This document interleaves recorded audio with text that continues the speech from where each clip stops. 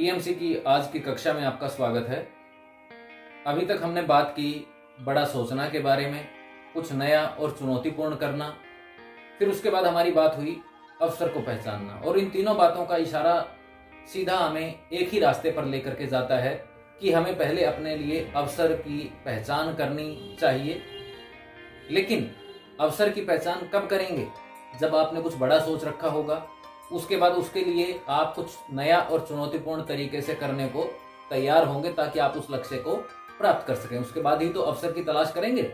और जब हम अवसर की तलाश तक आ चुके, अवसर की तलाश कर चुके, तो फिर अपने लक्ष्य को प्राप्त करने के लिए जरूरी हो जाता है कि हम योजना बना करके काम करें। जी हाँ, योजना बना करके काम करना आज का हमारा विषय रहेगा, योजना बनाकर काम करना। देखिए, किसी भी कार्य को सफल बनाने के लिए जरूरी होता है उसके लिए कोई योजना तैयार की जाए। बिना योजना के आप कार्य में सिद्धि प्राप्त नहीं कर सकते। कार्य में सफलता तभी प्राप्त होगी जब आपके पास कोई कार्य योजना हो। अब ये बात आपको समझाने के लिए मैं अपनी ही बात आपसे करता हूं।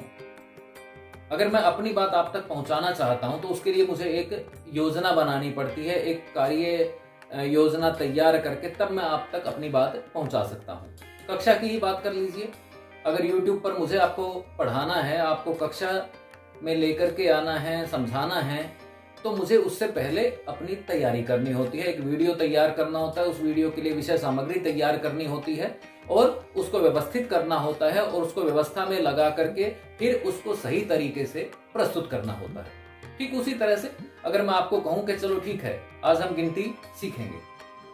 अब गिनती सीखेंगे तो कहां से सीखेंगे? 98, 97, 96, 95 या 1, 2, 3। जी हाँ, सही पहचाना आपने, 1, 2, 3। क्योंकि योजना यही कहती है हम क्रम से शुरू करें। पहले हम 1 की बात करेंगे, फिर 2, 3, 4, 5, फिर हम 100 तक पहुंचेंगे। ठीक इसी तरह से अगर आप बात करते हैं कि हमें छत पर जाना है, अगर आप अपने घर की छत पर जाना चाहते हैं तो आप पहली सीढ़ी पर कदम रखेंगे, फिर दूसरी, फिर तीसरी, फिर चौथी, और उसके बाद आप छत पर पहुंचेंगे। सीधे आप छत पर नहीं पहुंच सकते। बड़ी सामान्य सी बात है, इसलिए आप लक्ष्य भी सीधा प्राप्त नहीं कर सकते। उसके लिए आपको योजनाबद्ध तरीके से, चरणबद्ध तरीके से चलना पड़ेगा। पर हां, योजना बनाना क्यों कहा गया? ये काम तो आप सब करते हैं, फिर उसमें नई बात क्या आ गई? योजना बनाने वाली बात आई ही क्यों? ये तो काम हम करते हैं। आपके दिमाग में प्रश्न आ रहा होगा, आप योजना तो बनाते हैं, सोचते तो हैं, लेकिन उसकी सही योजना बनाना, तब आप उस काम में सफल हो पाएंगे।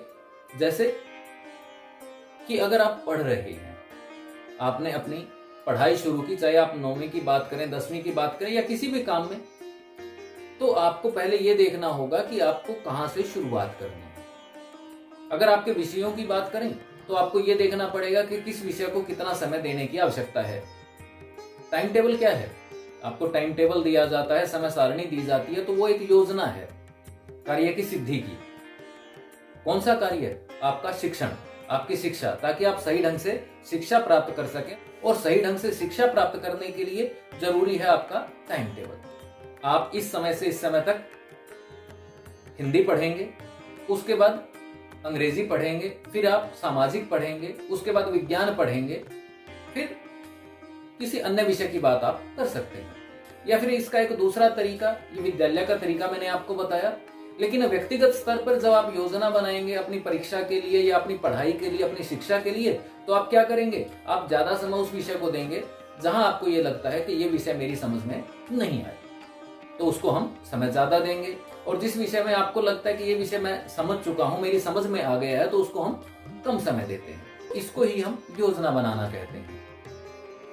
अब अलग अलग तरीके से मैंने आपको बताया, फिर भी कुछ 1-2 और छोटे छोटे उदाहरण मैं आपको देता हूँ। किसी चिकित्सक की बात करें, डॉक्टर की बात करें, तो वह अपने किसी भी मरीज के लिए एक योजनाबद्ध तरीके से काम करता है। उसको पता है कि अपने मरीज को उसे किस समय कौन सी दवा देनी है, किस तरह से उसका ख्याल रखना है, उसको किस तरह का भोजन देना है और क्या उसकी जो इलाज की प्रक्रिया रहेगी किस तरह से कार्य करेगी। इसी तरह से अगर व्यापारी की बात करें तो व्यापारी ये देखता है कि उसे अपना काम कहाँ शुरू करना है, क्या शुरू करना है, किस तरीके से करना है, और वो ये सारा काम वहीं से शुरू करता है जहां उसको ज्यादा मुनाफा दिखाई दे।